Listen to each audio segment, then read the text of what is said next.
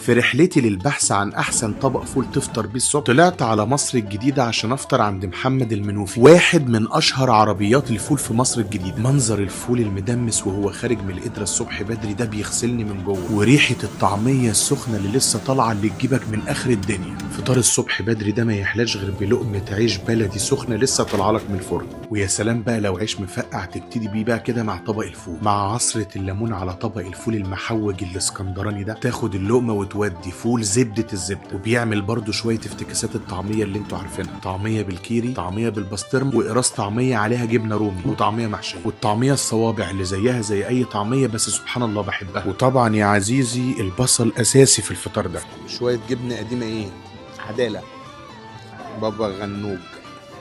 نعمل بقى سندوتش العظمة، طعمية كيري، حتتين بتنجان، شوية البيض الحلو، بطاطسك الجميلة، تودي خرابي يا عربي. فول محمد المنوفي هتلاقيه في ميدان صلاح الدين في مصر الجديدة، وافتكر ان انا اول واحد اقول لك عليه. طبق الفول الصبح مع لقمة العيش المفقع لا تقدر بثمن. صباح الفل، يلا جوه.